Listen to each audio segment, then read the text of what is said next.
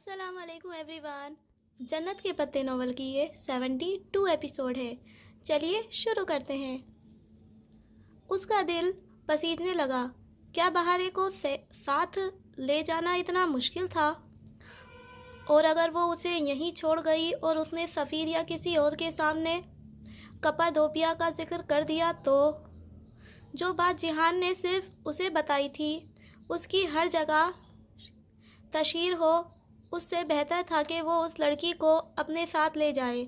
کیا وہ درست نحس پہ سوچ رہی تھی؟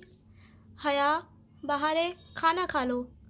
حلیمہ آنٹی نے کھانے کے لیے آواز دی تو بہارے نے جلدی جلدی گیلی آنکھیں رگڑ ڈالیں۔ حیا کچھ کہے بنا اٹھ کھڑی ہوئی۔ کھانے میں پلاؤ کے ساتھ مچھلی بنی تھی۔ وہ ذرا بے توجہی سے کھاتی بہارے کے بارے میں سوچی جا رہی تھی۔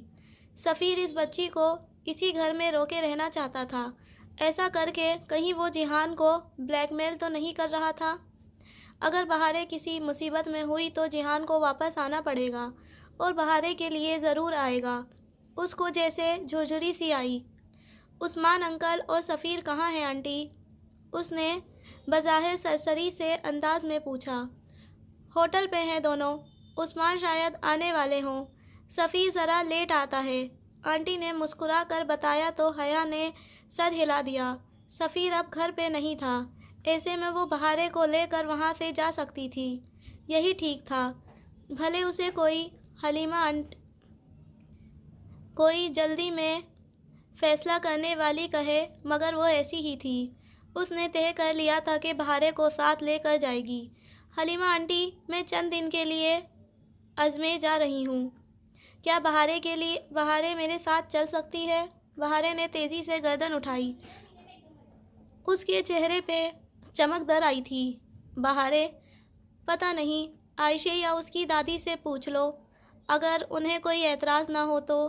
حلیمہ آنٹی نے جیسے راضی برضا انداز میں شانے اچکائے۔ انہیں لگا تھا کہ بہارے اس بات پہ خوش ہے، سو انہوں نے کوئی اعتراض نہیں کیا۔ عائشہ کا نمبر بہارے سے لے کر اس نے اجازت لینا ایک رسمی کارروائی تھی۔ حلیمہ آنٹی نے بتایا تھا کہ بہارے کا پاسپورٹ عبدالرحمن ایک ہفتے تک بھجوا دے گا۔ وہ کدھر تھا وہ بھی نہیں جانتی تھی، سو اس ایک ہفتے تک بہارے اس کے ساتھ اگر رہ لیتی ہے تو کسی کو اس بات پہ کوئی مسئلہ نہ تھا۔ بہارے نے جلدی جلدی اپنا چھوٹا سا بیگ تیار کر لیا اور گلابی پرس کندھے سے لٹکائے بالکل تیار ہو کر خوشی خوشی اس کے ساتھ آن کھڑی ہوئی۔ چند منٹ پہلے تک لٹکی ہوئی صورت کا اب شائبہ تک نہ تھا۔ چھوٹی سی اداکارہ حلیمہ آنٹی نے رخصت ہو کر وہ پہلی فیری کے لیے استنبول واپس آئی۔ اپنے روم میں آ کر اس نے ایک چھوٹے بیگ میں بہارے کا سامان ڈالا اور پھر اپنے چند کپڑے اور ضروری چیزیں رکھی۔ کم سے کم سامان بہتر تھا۔ بہارے کا نیکلیس وہ گزشتہ روز خرید چکی تھی، مگر اس نے ابھی دینا مناسب نہ سمجھا۔ اسے کسی خاص موقع کے لیے سنبھال کر وہ ابھی صرف اور صرف جہان کے بارے میں سوچنا چاہتی تھی۔ حیا، ہم اسے وہاں کیسے ڈھونڈیں گے؟ اوپر اس کے بینک پہ بیٹھی اسے پیکنگ کرتے ہوئے دیکھ رہی تھی۔ یہ ذرا کچھ فرینڈ سے مل آتی ہوں، وہ آج جا رہے ہیں۔ وہ باہر چلی آئی اور کمرہ متفقل کر دیا۔ مبتسم، حسین اور مومن گورسل اسٹاپ پہ کھڑے تھے۔ ٹالی بھی ان سے ذرا فاصلے پہ کھڑی تھی۔ سب کے بیگز ان کے پاس تھے۔ لطیف، چیری اور سارا یہ لوگ کب کے جا چکے تھے۔ کی حال ہے حیا؟ مبتسم نے پکارا۔ حالی بخیر، کیا تم لوگ ابھی نکل رہے ہو؟ فلسطینیوں کے قریب پہنچ کر اس نے ان کو مخاطب کیا تو آواز میں نامعلوم سی اداسی رہ گئی۔ ہاں، حسین نے ڈھیلے ڈھیلے انداز میں سر ہلا دیا۔ زندگی میں ہر چیز کا اختتام ہوتا ہے، اور اب جبکہ اس سفر کا اختتام پہنچ رہا ہے، ایک عجیب سی کشش دل میں اٹھ رہی تھی۔ کاش یہ سفر کبھی ختم نہ ہوتا، کاش ہم سب ہمیشہ ادھر رہتے اور ایک ساتھ پڑھتے رہتے۔ وہ بہت سی نمی اندر اتارتے ہوئے بولی۔ مغرب کے وقت کی اداسی ہر سو چھائی ہوئی تھی۔ بس اسٹاپ اور سبانچی کا سبزہ زار ویران سا لگ رہا تھا۔ اگر ایسا ہوتا تو اس جگہ کا چارم ہی ختم ہو جاتا، اس لیے یہی بہتر ہے کہ زندگی کے اس فیز کا اختتام ہو جائے تاکہ ہم ساری عمر اسے یاد رکھیں۔ مبتسم ٹھیک کہہ رہا تھا۔ ہم تم لوگوں کو یاد رکھوں گی۔ میں تم لوگوں کو یاد رکھوں گی۔ تم بہت اچھے ہو۔ تھینکس۔ اور ہاں، کیا تمہیں اپنے پزل باکس سے کوئی کرامت چیز ملی یا وہ سب مذاق تھا؟ مبتسم اچانک یاد آیا۔ ہاں، بہت اچھی چیز ملی مجھے اس سے، ایسی چیز جو میں نے پا کر کھو دی، مگر اسے دوبارہ ڈھونڈنے کی کوشش کروں گی۔ خیر، اپنا خیال رکھنا۔ اللہ حافظ کہہ کر ان کے پاس سے ہٹ کر وہ ٹالی کی طرف آئی۔ بیچاری ٹالی، کتنی بے ضرر سی تھی وہ، ذرا سا چھیڑ ہی دیتی تھی اور وہ خوامخواہ اتنی ٹینشن لے لیتی۔ اہل مکہ تو اہل مکہ ہوتے ہیں، ان سے کیا شکوہ، اصل دکھ تو بنو قریظہ دیتے ہیں۔ ہم سارا وقت ترکی، اٹلی اور فرانس کی حکومتوں کو حجاب پہ پابندی لگانے کے باعث برا بھلا کہتے رہتے ہیں۔ اگر اس سے آدھی توجہ اپنے خاندان کے بڑوں کی طرف کر لیتے تو کیا ہی اچھا ہوتا۔ اس کے پکارنے پہ ٹالی، جو رخ پھیرے کھڑی تھی، چونک کر مڑی، پھر اسے دیکھ کر مسکرا دی۔ او حیا، آج تمہارے بال کس رنگ کے ہیں؟ ہمیشہ کی طرح خوبصورت ہیں۔ رنگ جو بھی ہو، وہ بہت خوشگوار اور پر اعتماد انداز میں جواب دیتی اس سے گلے ملی۔ میں تمہیں مس کروں گی۔ میں بھی۔ وہ پھر وہاں اس وقت تک کھڑی رہی جب تک وہ لوگ گوڈسل میں سوار نہ ہو گئے۔ جب بس کیمپس کی حدود سے دور چلی گئی تو وہ واپس روم میں آئی۔ بہاریں منہ بسورے بیٹھی تھی۔ حیا، ہم عبدالرحمن کو کپاڈوپیا میں کیسے ڈھونڈیں گے؟ میں ذرا فلائٹ بک کروا لوں، اس نے انسنی کرتے ہوئے وہیں کمرے میں ٹہلتے ہوئے موبائل پہ نمبر ملاتی آتاترک ایئرپورٹ سے ان کو کیسری ایئرپورٹ کیسری ہولانی کی صبح کی فلائٹ ملی تھی۔ حولانی؟ تم لوگ ایئرپورٹ کو حولانی کہتے ہو اور ہم ہوائی اڈہ۔ اردو کے الفاظ ترک سے بھی نکلے ہیں، اس لیے۔ فون بند کرتے ہوئے وہ جیسے محظوظ ہو کر بولی۔ بہاریں بہت غور سے اس کی بات سن رہی تھی، لیکن اگر ڈی جے ہوتی تو کہتی ترک اردو سے نکلی ہوگی، مگر ہماری اردو اور اوریجنل ہے بالکل۔ وہ دھیرے سے ہنسی اور سر جھٹکا۔ وہ میڈ ان پاکستان پہ کوئی کمپرومائز نہیں کرتی تھی۔ اس کا لہجہ کہیں کھو سا گیا۔ ڈی جے وہ ہی جو مر گئی تھی نا؟ بہاریں نے بہت سمجھداری سے پوچھا۔ وہ اپنا سوال بھول چکی تھی۔ ہاں، اب وہ کبھی واپس نہیں آ سکتی۔ بعض لوگ اتنی دور چلے جاتے ہیں کہ ان سے دوبارہ ملنے کے لیے مرنا ضروری ہوتا ہے۔ اس کے چہرے پہ تاریک سائے آن کھڑے ہوئے۔ وہ کھڑکی کے پاس آئی اور سلائڈ کھولی۔ باہر تاریکی میں ڈوبتے سبانچی کے وسیع و عریض میدان نظر آ رہے تھے۔ تمہیں پتہ ہے وہ روز صبح اس جگہ کھڑے ہو کر کیا کہا کرتی تھی؟ کیا؟ وہ کہتی تھی گڈ الفاظ لبوں پہ دم توڑ گئے۔ جب پچھلی دفعہ وہ پاکستان سے آئی تھی تب بھی ڈی جے کا مقولہ دہرانے سے قبل الفاظ اسی طرح دم توڑ گئے تھے، مگر تب وجہ شدت غم تھی اور آج وجہ سامنے کھڑی تھی، بلکہ کھڑا تھا سفیر عثمان۔ اس نے جلدی سے سلائڈ بند کی اور پردہ برابر کیا۔ بہاریں اسپرنگ کی طرح بینک سے اچھل کر نیچے اتری۔ یہ یہاں کیوں آیا ہے؟ وہ بے یقینی سے دہراتی پردے کی درز سے دیکھنے لگی۔ بہاریں بھی اسی کے ساتھ کھڑی ایڑیاں اونچی کر کے کھڑکی سے جھانکنے لگی۔ دور سبزہ زار پہ سفیر کھڑا ایک اسٹوڈنٹ کو روک کر جیسے کچھ پوچھ رہا تھا، وہ جو جواباً نفی میں سر ہلا رہا تھا۔ یہ ہمارے بارے میں پوچھ رہا ہے۔ خطرے کی گھنٹی کہیں بجتی سنائی دے رہی تھی۔ بہاریں نے پریشانی سے اسے دیکھا۔ کیا وہ مجھے لے جائے گا؟ نہیں، تم میرے ساتھ رہو گی، میں کچھ کرتی ہوں۔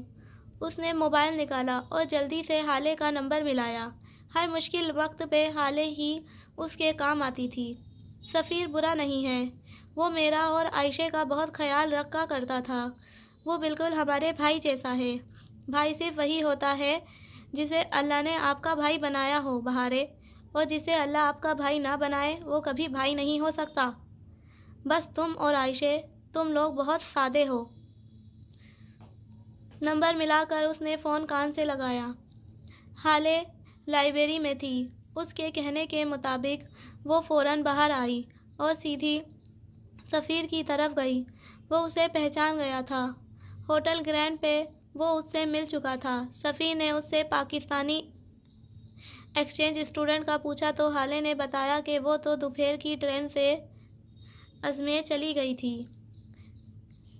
کس اسٹیشن سے یہ ہالے نہیں جانتی تھی، لیکن سفیر نے اسے اپنا نمبر دے دیا کہ اگر حیا کے بارے میں کچھ معلوم ہو تو اسے ضرور آگاہ کرے۔ ہالے نے اس کی پوری تسلی و تفشی کروا کر فون نمبر رکھ دیا۔ اور وہ بچی کا بھی پوچھ رہا تھا جو غالباً یہی ہے۔ ڈونٹ ٹیل می حیا کہ تم نے اسے اغوا کیا ہے۔ سفیر کے جانے کی تسلی کر لینے کے بعد اب ہالے ان کے روم میں بیٹھی خوش ہوتے ہوئے اپنی کارگزاری بتا رہی تھی۔ میں اناتولیہ کی بہاریں گل ہوں، مجھے کوئی اغوا نہیں کر سکتا۔ بہاریں باقاعدہ برا مان گئی۔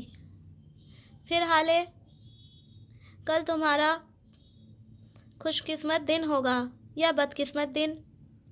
اس نے بہاریں کو مکمل طور پر نظر انداز کر کے اپنی پیکنگ سمیٹتے ہوئے پوچھا۔ صبح وہ گوسل کی بجائے ہالے کی کار میں ایئرپورٹ پہ جانا چاہتی تھی۔ کوئی خبر نہیں کہ سفیر صبح پھر واپس آ جائے۔ خوش قسمت دن، ہالے نے ہمیشہ کی طرح پرخلوص انداز میں بتایا۔ ترک اور ان کی مہمان نوازی۔ وہ واپس جا کر ان سب کو بہت مس کرے گی، وہ جانتی تھی۔ صبح مون اندھیرے ہالے انہیں لینے آئی۔ اس نے احتیاطاً ہالے کو بتایا تھا کہ وہ انقرہ جا رہے ہیں اور یہ کہ وہ لڑکا بہاریں کا ہمسایہ ہے اور اسے اس سے کچھ تحفظات ہیں۔ جب ہالے چلی گئی تو اس نے کپاڈوکیا کے لیے 2 ٹکٹ خرید لی۔ حیا، بہاریں نے اس کے ساتھ چلتے ہوئے اس کے عبایا کی آستین ذرا کھینچ کر اسے متوجہ کرنا چاہا۔ ہم اسے کپاڈوکیا میں کیسے ڈھونڈیں گے؟ صبح سے وہ کوئی تیسری مرتبہ یہ سوال دہرا رہی تھی۔ تیز چلو بہاریں، ہمیں جلدی پہنچنا ہے۔ حیا، ٹیل می ناؤ۔ بہاریں کا صبر کا پیمانہ لبریز ہو گیا تھا۔ وہ اب دم زور سے چیخی۔ حیا نے پلٹ کر اسے دیکھا۔ وہ بہت غصے اور خفگی سے اسے دیکھ رہی تھی۔ اطراف میں لوگ بھی مڑ مڑ کر دیکھنے لگے۔ سوری، وہ ہاتھ اٹھا کر ان ٹھٹک کر دیکھتے لوگوں سے معذرت کرتی واپس بہاریں کے پاس آئی۔ اس کے سامنے پنجوں کے بل بیٹھی اور گہرا سانس لے کر اسے دیکھا۔ تم نے کبھی سمندر سے مچھلیاں پکڑی ہیں؟ بہاریں نے آنکھوں میں الجھن در آئی۔ اگر اس نے عثمان اس بات میں سر ہلا دیا۔ جب اتنے بڑے سمندر سے مچھلی پکڑنی ہو تو کیا کرتے ہیں بہاریں؟ فش راڈ کی کنڈی پہ چھوٹی مچھلی لگاتے ہیں اور راڈ پانی میں ڈال کر کنارے پر بیٹھ کر انتظار کرتے ہیں۔ بڑی مچھلی خود بخود تیر کر ہمارے پاس آ جاتی ہے۔ ہے نا؟ ہم کپاڈوپیا مچھلیاں پکڑنے جا رہے ہیں حیا؟ بہارے کو بے پناہ حیرت ہوئی۔ نہیں میری بہن، اس نے گہری سانس لی۔ کیسے سمجھائے؟ وہیں بیٹھے بیٹھے پرس کھول کر اس نے وہ ڈبی نکالی جسے وہ سبانجی کے روم میں رکھ کر بھول گئی تھی۔ اس ڈبی میں ایک ٹریسر ہے جو عبدالرحمن کا ہے۔ اس ٹریسر کا ریسیور اس کے پاس ہے۔ ہوتا یہ ہے کہ جب میں اس کے قریب ہوتی ہوں، چند میل کے فاصلے پہ، تو اس کو اپنے ریسیور پہ پیغام مل جاتا ہے کہ میں اس شہر میں ہوں۔ کیا ہمیں بھی پتہ چل جائے گا کہ وہ کدھر ہے؟ نہیں بہارے، ہمیں ان کو نہیں ڈھونڈنا ہے، اسے ہمیں ڈھونڈنا ہے۔ جیسے ہی اسے پتہ چلے گا کہ میں اس کے قریب ہوں، وہ مجھے کال کرے گا اور میں پہلی دفعہ میجر احمد کی کال کا انتظار کروں گی۔ اس نے آخری فقرہ دل میں کہا تھا اور کھڑی ہو گئی۔ بہارے نے نیم فہمی اثبات میں سر ہلاتے ہوئے اس کا پھر سے ہاتھ پکڑ لیا۔ وہ شاید ٹھیک سے سمجھ نہیں پائی تھی۔ آج سے لاکھوں برس قبل اناتولیا کے پہاڑوں بشمول حسن داغ اور ارجعیز داغ ترکی میں پہاڑ کو کہتے ہیں کا لاوا پھٹا تھا اور یوں سیال مادہ ان پہاڑوں کی چوٹیوں سے بہتا ارد گرد کے میدانوں میں دور دور تک پھیلتا گیا۔ کئی صدیاں اس لاوے کو سوکھنے میں لگی اور قریباً 30 لاکھ برس قبل یہ لاوا مکمل طور پر خشک ہو گیا تھا، لیکن بارش اور گھٹاؤ کے بعد یہ اپنے پچھلے زمین کے چہرے پر ایک عجیب و غریب علاقہ چھوڑ گیا۔ چاند کی سرزمین سے مشابہت رکھنے والے میدان اور وادیاں جہاں حیرت انگیز نقوش و نگار بنے رہ گئے، جیسے ہاتھ سے کسی ماہر مصور نے بنائے ہوں۔ کپادوکیا، خوبصورت گھوڑوں کی سرزمین۔ کپادوکیا کا پہلا نام کس نے رکھا، اس بارے میں کئی روایات ہیں۔ البتہ اس کا موجودہ نام کپادوپیا کے بعد میں عام رائے یہی ہے کہ یہ فارسی کے کپ پتوں کے سے نکلا ہے، یعنی خوبصورت گھوڑوں کی سرزمین۔ اس خشکی اور سبزے کا امتزاج لیے علاقے کی مٹی کی اوپری سطح خاصی نرم ہے، جس کے باعث گئے وقتوں کی ایسائی تہذیبوں نے یہاں پہاڑوں کے اندر غار نما بڑے بڑے گھر اور چرچ بنا لیے ہیں۔ ان کی کھڑکیاں یوں ہوتی ہیں کہ دور سے لگتا جیسے کسی پہاڑی کی بہت سی آنکھیں ہوں۔ زمین کے اندر بنے سینکڑوں شہر آج بھی یہاں موجود ہیں۔ صدیوں پرانا غاروں سے بنا ہوا خوبصورت کپادوپیا، محسن کے کبوتروں کی سرزمین۔ کپادوپیا ترکی کے صوبے نما شہر میں واقع ہے۔ اس میں چھوٹے چھوٹے شہر تھے، جیسے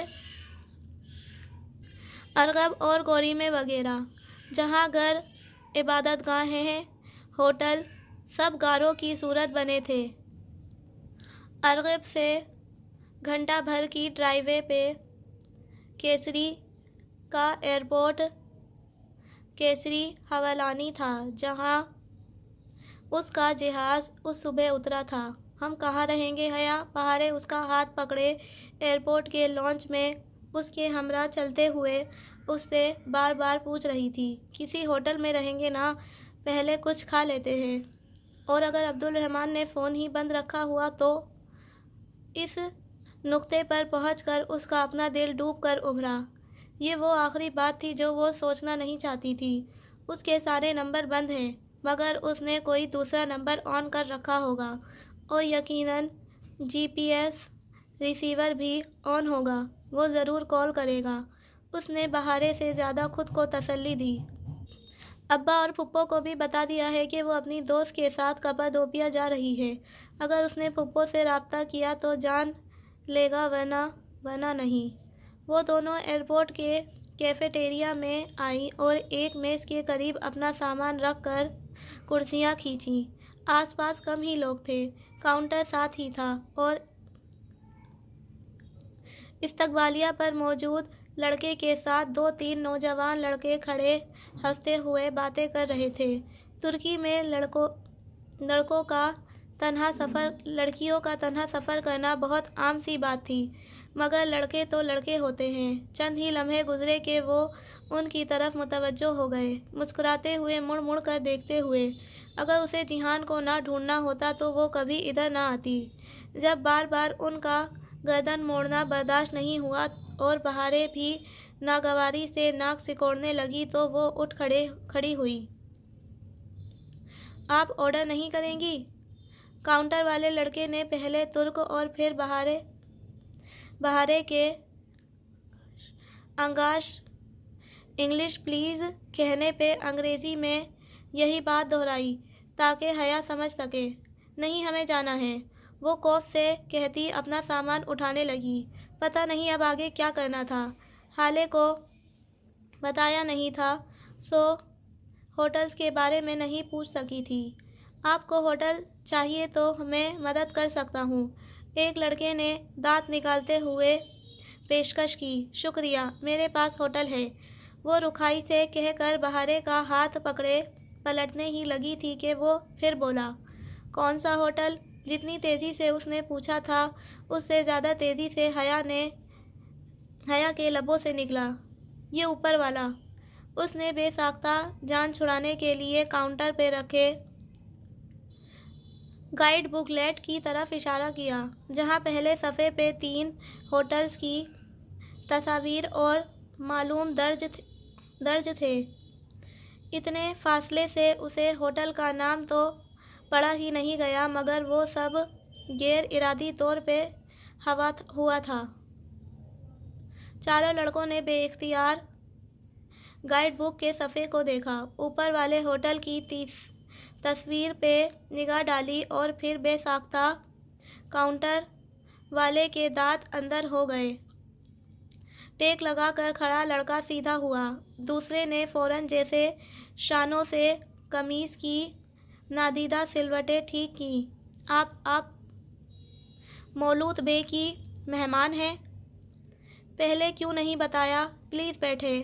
کاؤنٹر والا گڑبڑا کر وضاحت کرتا تیزی سے باہر آیا تھا۔ حیا نے رک کر ان کو دیکھا، باقی تینوں لڑکے سلام جھاڑ کر فوراً ادھر سے رفو چکر ہو گئے تھے۔ میں نے مولود بے کو ابھی آدھا گھنٹہ پہلے بازار میں دیکھا تھا، وہ ادھر ہی ہے، میں انہیں فون کرتا ہوں۔ وہ جلدی سے اپنا موبائل نکال کر نمبر ڈائل کرنے لگا۔ حیا اور بہارے نے ایک دوسرے کو دیکھا، پھر حیا نے کرسی دوبارہ کھینچ لی۔ مولود بے آ رہا ہے آپ کو لینے۔ فون بند کر کے وہ مستعدی سے مینیو کارڈ لے آیا۔ آپ آرڈر کر دیں، میں لے آتا ہوں۔ اس کے جانے کے بعد بے چین بیٹھی بہارے گل نے اس کا ہاتھ ہلایا۔ حیا، مولود بے کون ہیں اور ہم ان کے ساتھ کیوں جا رہے ہیں؟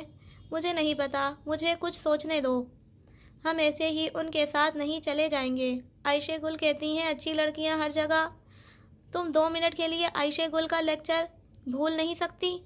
اب ہمیں کہیں تو رہنا ہے نا، اگر نہیں انہیں اچھے لگے یہ مولود بے تو نہیں جائیں گے ان کے ساتھ۔ بہارے نے خفگی سے منہ میں کچھ بدبدا کر رخ پھیر لیا۔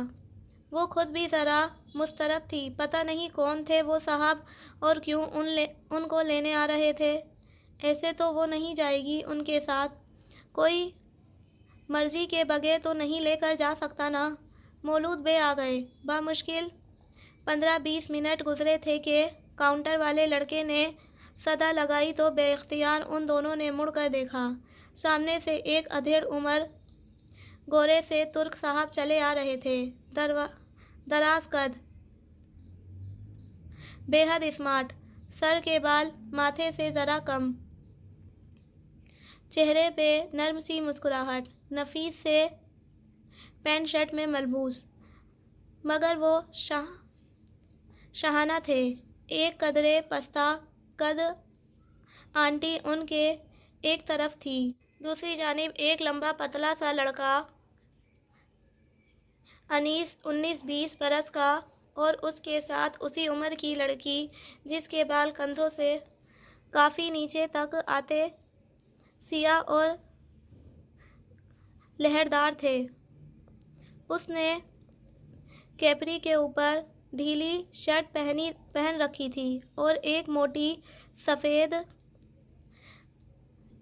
گھنے بالوں والی ایرانی بلی بازو میں اٹھائے ہوئے تھی۔ لڑکی نے دور سے انہیں ہاتھ ہلایا۔ کیا یہ تمہارے رشتے دار ہیں؟ بہارے نے پیچھے سے اسے مخاطب کیا۔ نہیں، میں تو اس فیملی کو جانتی بھی نہیں۔ وہ متذبذب سی اٹھ کر کھڑی ہوئی۔ مرحبا، ہمیں دیر تو نہیں ہوئی؟ اگر پہلے پتہ ہوتا تو آپ کو اتنا انتظار نہ کرنا پڑتا۔ ریئلی سوری، مولود بے استقبالیہ مسکراہٹ کے ساتھ معذرت کر رہے تھے۔ ان کی مسخر خوش دلی سے اسے ملنے کے لیے آگے ہوئے۔ ترکوں کے مخصوص انداز میں باری باری گال ملا کر چوما اور الگ ہو گئیں۔ وہ قد میں حیا سے کافی چھوٹی تھیں۔ تم پہلے کال کر دیتی تو ہم جلدی آ جاتے اور کوئی مسئلہ تو نہیں ہوا؟ اس سے الگ ہو کر وہ افسوس سے کہنے لگی۔ میں سونا ہوں۔ یہ میری بیٹی پنار ہے اور یہ فاتحہ ہمارے ساتھ کام کرتا ہے۔ میرا بیٹا گوخان آج کل انقرہ میں ہے، ورنہ اس سے بھی ملاقات ہو جاتی۔ میں حیا ہوں۔ اس کی سمجھ میں نہیں آ رہا تھا کہ مزید کیا کہے۔ میں پنار اور یہ میری گرل فرینڈ۔ پنار نے بلی کی طرف اشارہ کرتے ہوئے مزے سے بتایا۔ یہ پورے آشیانہ کی لاڈلی ہے، آج کل ذرا بیمار ہے، اسے علاج کے لیے لائے تھے ادھر۔ اور اس چھوٹی بلی کا نام کیا ہے؟ بات کے اختتام پہ پنار نے جھک کر بہارے کا گال چھوا اور چھوٹی بلی کا پہلے تو تحیر سے منہ کھل گیا اور پھر بے اختیار شرمائی، یوں کہ رخسار گلابی پڑ گئے اور پلکیں جھکائے بہت باریک اور نازک سی آواز میں بولی، انادولیا کی بہارے گل۔ حیا نے پوری آنکھیں کھول کر اس چھوٹی سی اداکارہ کو دیکھا، جس کی یہ آواز تو خود اس نے بھی نہیں سن رکھی تھی۔ آپ استنبول سے آئی ہیں؟ مولو بے پوچھ رہے تھے۔ میں پاکستان سے ہوں اور یہ ترکی میں میری رشتے دار ہے۔ ان سب کے ولہانہ اور خوش خلق انداز کے آگے اس کا نو تھینکس کہنے کا ارادہ کمزور پڑنے لگا۔ باقی باتیں گھر چل کر کر لیں گے۔ فاتحہ، آپا کا سامان اٹھاؤ، دیکھو وہ کتنی تھکی ہوئی لگ رہی ہیں۔ آؤ بیٹا، کار باہر ہے۔ مسز سونا اپنے مہمانوں کو مزید تھکانا نہیں چاہتی تھی۔ فاتحہ سامان اٹھانے کے لیے آگے بڑھا تو حیا نے بے اختیار بہارے کو دیکھا۔ چلو جلدی کرو حیا، تازہ تعریف سے گلنار ہوئی بہارے نے اٹھلا کر اس کی آستین کھینچی۔ حیا نے گہری سانس لے کر بیگ فاتحہ کو تھما دیا۔ کہیں تو رہنا ہی تھا، اور فیملی رن ہوٹل سے اچھا کوئی ہوٹل نہیں ہوا کرتا۔ وہ دونوں ان کے ساتھ چلتی ہوئی باہر آئیں، جہاں چھوٹی سی وین کھڑی تھی۔ اسے بے اختیار اپنا اور ڈی جے کا ترکی میں پہلا دن یاد آیا، جب احمد اور چغتائی ایسی ہی ایک وین میں انہیں لینے آئے تھے۔ مولود بے کا ہوٹل ارکت میں تھا۔ تقریباً گھنٹے کی ڈرائیو تھی۔ کھڑکی کے اس پار کپاڈوپیا کا خشک علاقہ نظر آ رہا تھا، پر اسرار خاموش دنیا سے الگ۔ تھلگ گاروں سے بنی خوبصورت گھوڑوں کی سرزمین۔ دور کہیں کوہ حسن کے دونوں پہاڑ دکھائی دیتے تھے جو اپنے اندر کا سارا لاوا صدی قبل زمین پہ انڈیل کر اب سکون سے کھڑے تھے۔ ڈی جے کو بہت حسرت تھی کپاڈوپیا دیکھنے کی۔ کھڑکی کے باہر بھاگتے مناظر دیکھ کر بے اختیار اس نے لبوں سے نکلا، پھر فوراً چپ ہو گئی۔ ڈی جے کون؟ پنار جو بلی کو تھپک رہی تھی بے ساختہ پوچھ بیٹھی۔ میری ایک دوست تھی۔ اس کے جواب میں بہارے نے آہستگی سے اضافہ کیا۔ مر گئی ہے۔ اوہ! پنار نے اسے تعصب سے دیکھا۔ جب تمہاری بلی مر جائے گی تو وہ ڈی جے کے پاس چلی جائے گی۔ چند لمحے بعد بہارے نے بہت سمجھداری سے پنار کی معلومات میں مزید اضافہ کرنا چاہا۔ بہارے گل، بہت ہو گیا۔ اس نے ہڑبڑا کر اسے ٹوکا۔ پھر معذرت کرنی چاہی۔ سوری، یہ بس ایسے ہی بولتی رہتی ہے۔ مگر پنار اور مسز سونا ہنس پڑی تھی۔ یہ چھوٹی بلی کتنی پیاری ہے نا؟ پنار نے جھک کر اس کا گال چوما۔ آج سے گوڈفیلڈ بڑی بلی اور تم چھوٹی بلی۔ بہارے نے شرما کر لب دانت سے دبائے۔ اثبات میں سر ہلایا، پھر دیکھا تم نے؟ وولی فاتحانہ نظروں سے حیا کو دیکھا۔ حیا نے گہری سانس لے کر سر جھٹکا۔ پھر یہ لڑکی بہت پٹے گی اس کے ہاتھ سے۔ آشیانہ کیو ہاؤس ایک چھوٹا سا 2 منزلہ ہوٹل تھا۔ ننھی سی پہاڑی کو کاٹ کر بنایا گیا تھا۔ سامنے سے جیسے کوئی بنگلہ سا لگتا تھا۔ ایک طرف باہر سے جاتی سیڑھیاں، اوپر ٹیرس، سامنے صحن تھا۔ ٹیرس اور گراؤنڈ فلور دونوں کے برآمدے محرابی تھے۔ اندر آدھے کمرے پہاڑ کو کاٹ کر بنائے گئے تھے۔ وہ کوئی بہت اونچی پہاڑی نہیں تھی۔ ہوٹل کی چھت سے بھی ذرا کم تھی۔ ہوٹل کی چھت اس پہاڑی میں گویاد پھنسی ہوئی تھی۔ چھوٹا سا خوبصورت سا آشیانہ۔ مولود ہیلنگچ کا کپاڈوپیا میں ایک خاص مقام تھا۔ وہ اس علاقے کے ڈسٹرکٹ چیف تھے۔ لوگ ان سے ڈرتے تھے اور ان کی عزت بھی کرتے تھے۔ ان کے مہمان کے ساتھ کوئی برا سلوک نہیں کر سکتا تھا۔ اور آج ہوٹل کے 7 کمرے خالی تھے۔ وہ اور بہارے ہی آشیانہ کی مہمان تھیں۔ یہ ہے تمہارا کمرہ۔ مجھے لگا تمہیں یہ پسند آئے گا۔ اگر بدلنا ہے تو بتا دو۔ متحرک سی مسز سونا ان کو اوپری منزل کے ایک کمرے میں لے آئیں۔ وہ خالی سرمئی سنگ مرمر سے بنا کمرہ بہت خوبصورت تھا۔ کونوں میں زرد بلب لگے تھے۔ سارے جلا دو تب بھی کمرے میں غار کا نیم مدھم سا اندھیرا برقرار رہتا۔ سرخ سے قالین کا ٹکڑا فرش پہ بچھا تھا۔ اسی سرخ رنگ کا ایک بڑا سا صوفہ کھڑکی کے آگے رکھا تھا۔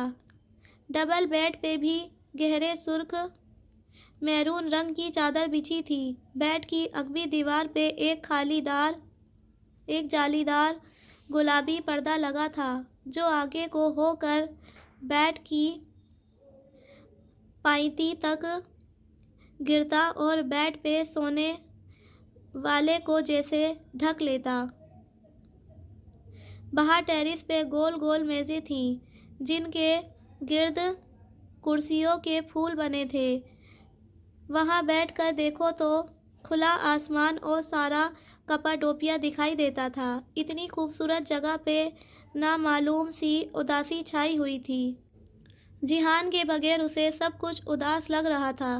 اگر اس نے واقعی ریسیور آف کر دیا ہو تو مجھے یہ کمرہ پسند ہے اور میری چھوٹی بلی کو بھی۔ بظاہر بشاشت سے مسکراتے اس نے مسز سونا کو اطمینان دلایا۔ آشیانہ شہر سے ذرا الگ تھلگ تھا، سو مولود بے نے کہہ دیا تھا کہ وہ جہاں جانا چاہے وہ انہیں ڈراپ کر دیں گے۔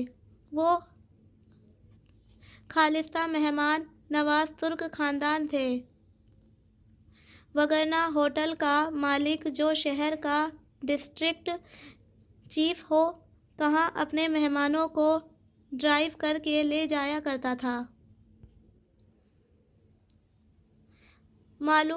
مولود بے کو پورا کپاڈوکیا جانتا تھا۔ ان کے مہمانوں کو کسی بھی قسم کے ٹور پیکج پہ خصوصی ڈسکاؤنٹ مل جاتی تھی۔ ان کا نام مولود اردو لفظ نو مولود کا مولود ہی تھا۔ ہمارے وہ نام جو دال پہ ختم ہوتے تھے ترک انہیں تے پہ ختم کرتے تھے۔ وہ احمد کو احمد، بلند کو بلت اور مولود کو مولوت پکارتے تھے۔ ایسے ہی ہمارے وہ نام جن کے آخر میں بے آتا تھا ترک ان کے آخر میں پہ لگایا کرتے تھے۔ یوں طیب سے بنا طیب ایوب، ایسے ایوب اور زینب سے زینب۔ وہ سارا دن کمرے میں ہی رہی۔ پھر شام کو مسز سونا اور فاتحہ شہر جا رہے تھے تو ان کے ساتھ چلی گئی۔ حیا کی ٹریسر والی ڈبی پرس میں ساتھ ہی تھی۔ اگر وہ ادھر ہوا تو جان لے گا کہ وہ اس کے قریب ہے۔ پتہ نہیں دل کے رشتے زیادہ مضبوط تھے یا جی پی ایس کے، مگر جب رات اتر آئی تو فون نہیں بجا تو وہ امید کھونے لگی۔ اگلا پورا دن بھی انہوں نے کمرے میں گزارا، کھانا بھی وہیں منگوایا۔ مسز سونا کے ہاتھ کے بنے سلاد، جیلی جیم بالکل گھر جیسا ذائقہ تھا۔ پھر بھی وہ بہت بیزاری محسوس کر رہی تھی۔ بہاریں باہر جانا چاہتی تھی مگر اس نے منع کر دیا۔ کیا عبدالرحمن کال نہیں کرے گا؟ اس نے صبح سے کوئی 10ویں دفعہ پوچھا تھا۔ مجھے نہیں پتا، فضول باتیں مت کرو۔ بہارے کی آنکھوں میں ناراضی در آئی۔ تم نے اگر دوبارہ مجھ سے ایسی بات کی تو میں یہاں سے چلی جاؤں گی۔ میں نے کہا نا فضول باتیں مت کرو۔ سختی سے جھڑک کر وہ ڈریسنگ روم میں جانے کے لیے اٹھی۔ بہاریں ناک سکوڑ کر منہ میں کچھ بڑبڑائی۔ کیا کہا تم نے؟ وہ جاتے جاتے جیسے تپ کر پلٹی۔ نہیں بتاؤ گی؟ بہاریں اتنے ہی غصے سے کہتی ٹریسر کی طرف چلی گئی۔ رات میں مسز سونا انہیں بلانے آ گئیں۔ تم لوگ صبح سے کمرے سے ہی نہیں نکلے۔ طبیعت تو ٹھیک ہے؟ حسب توقع وہ فکرمند ہو گئی تھیں۔ ٹورسٹ سیر کے لیے نہ جائیں یہ ان کے لیے عجیب سی بات تھی۔ نہیں، وہ دراصل ایک دوست نے استنبول سے آنا تھا، اس کا انتظار کر رہے ہیں۔ وہ آ جائے گا تو مل کر کپاڈوکیا دیکھیں گے۔ اس نے جلدی سے وضاحت دی اور پھر ان کے اصرار پہ وہ دونوں ڈنر کے لیے نیچے چلی آئیں۔ نچلی منزل کا ڈائننگ ہال پتھر کی دیواروں سے بنا مدھم سا روشن تھا۔ 2-4 میز کرسیاں رکھی تھیں۔ دیواروں کے ساتھ فرشی نشست کے طرز کے زمین سے 2 بالش اونچی پتھر کے صوفے بنے تھے جن پہ میرون ترک قالین بچھی تھی۔ اس نے بھی اسی میرون شیڈ کا اجرک کا کرتا اور سیاہ ٹراؤزر پہن رکھا تھا، اوپر سیاہ حجاب۔ اس حجاب سے کھاتا دیکھ کر ٹرے اٹھائے ہال میں داخل ہوئی پناہ ٹھٹک کر رکی اور پھر سامنے کاؤنٹر پہ کھڑے فاتحہ کو پکارا۔ فاتحہ تم کچن دیکھ لو، وہ کمفرٹیبل نہیں ہے، اس نے ترک اور انگریزی دونوں میں کہا کیونکہ فاتحہ کی انگلش کمزور تھی۔ جی آپا کہہ کر وہ تابعداری سے وہاں سے ہٹ گیا۔ تھینکس، وہ ہلکے سے مسکرائی۔ دل پہ اتنی کلفت چھائی تھی کہ مسکرانا بھی دشوار لگ رہا تھا۔ کھانے کے بعد وہ دونوں آگے پیچھے سیڑھیاں چڑھتی اوپر آ گئیں۔ اس کے پیر میں درد تھا، اس لیے وہ آتے ہی بستر پہ لیٹ گئی اور پیچھے دیوار سے لٹکتا جالی دار پردہ اپنی پائتی تک پھیلا دیا۔ اب چت لیٹے اسے چھت گلابی جالی کے پار دکھائی دے رہی تھی۔ حیا، کیا تم مجھ سے ناراض ہو؟ ساتھ لیٹی بہاریں تھوڑی دیر بعد ذرا قریب کھسک آئی۔ حیا نے گردن ذرا سی ترچھی کر کے اسے دیکھا۔ کیوں پوچھ رہی ہو؟ کیونکہ عائشہ گل کہتی ہیں کہ کسی کو ناراض کر کے نہیں سوتے۔ کیا پتہ ہم صبح اٹھ ہی نہ سکے۔ نہیں، میں ناراض نہیں ہوں۔ وہ گردن سیدھی کر کے دوبارہ غار کی چھت کو دیکھنے لگی۔ میں بس پریشان ہوں۔ تم پریشانی میں یوں ہی غصہ کرتی ہو؟ ہاں، اور تم کیا کرتی ہو؟ میں؟ بہاریں ایک دم خوشی سے اٹھ کر بیٹھ گئی۔ میں آسمان میں اڑتی ہوں، اتلار کے بگلوں اور سلیمان احمد مسجد کے کبوتروں کے ساتھ۔ کیا تمہیں یہ کرنا آتا ہے؟ حیا نے چند لمحے اس کے معصوم شفاف چہرے کو دیکھنے کے بعد نفی میں سر ہلایا۔ بچپن بھی کتنا پیارا ہوتا ہے نا؟ کندھے اور دل بہت سارے بوجھ سے خالی ہوتے ہیں۔ میں تمہیں سکھاتی ہوں۔ آنکھیں بند کرو۔ حیا نے آنکھیں بند کر لیں۔ وہیں ایک خشک شخص ہر جگہ نظر آنے لگا تھا۔ تکلیف کا احساس جیسے سوا ہو گیا تھا۔ اب تم آہستہ آہستہ ہوا میں اڑ رہی ہو۔ اوپر، بہت اوپر دیکھو، تم اڑ رہی ہو۔ ساتھ ہی وہ دبے قدموں بستر سے اتری۔ حیا نے پلکوں کی جھری سے دیکھا۔ وہ احتیاط سے بلی کی چال چلتی سوئچ بورڈ تک گئی اور پنکھا فل چلا دیا اور پھر اسی طرح واپس آ گئی۔ دیکھو، اب تم اوپر ہوا میں اڑ رہی ہو۔ دیکھو، ہوا چل رہی ہے۔ آنکھیں مت کھولنا ورنہ نیچے گر جاؤ گی۔ ہاں، اس نے بند آنکھوں سے اثبات میں سر ہلایا۔ اگر زندگی کا وہ فیض کوئی خواب تو واقعی وہ نیچے گرنے کے خوف سے آنکھیں کھولنا نہیں چاہتی تھی، مگر حقیقت تو ہمیشہ نیچے گرا دیا کرتی تھی۔ اس نے ایک دم سے آنکھیں کھول دیں۔ ہاں، یہ کیا کیا؟ دیکھا، نیچے گر گئی۔ بہاریں نے بوکھلا کر احتجاج کیا، پھر پھرتی سے اٹھ کر پنکھا بند کیا۔ ہوا سے گلابی پردے پھڑپھڑانے لگے تھے۔ اللہ تمہیں سمجھے، وہ خفگی سے کہتی واپس آ کر لیٹ گئی۔ کیا تم نے نماز پڑھی؟ وہ نماز پڑھنے کے لیے اٹھنے لگی تو بہاریں نے پوچھا۔ بہاریں نے جھٹ خود پہ بیڈ کور تان لیا۔ ہاں، میں ابھی پڑھتی ہوں۔ او، میری آنکھیں بند ہو رہی ہیں، کھل ہی نہیں رہی۔ اوہ، اور پھر وہ لمحے بھر میں ہوش و خود سے بیگانہ ہو چکی تھی۔ حیا سر جھکا کر رہ گئی، پھر وضو کرنے اٹھی تو فون بجنے لگا۔ روہیل کا کالنگ۔ اس نے کال پک کی۔ کب آ رہی ہو تم واپس؟ یہ مت کہنا کہ تم مجھے مس کر رہے ہو۔ وہ کھڑکی کے آگے رکھے صوفے پہ بیٹھی مسکرا کر فون کان سے لگائے کہہ رہی تھی۔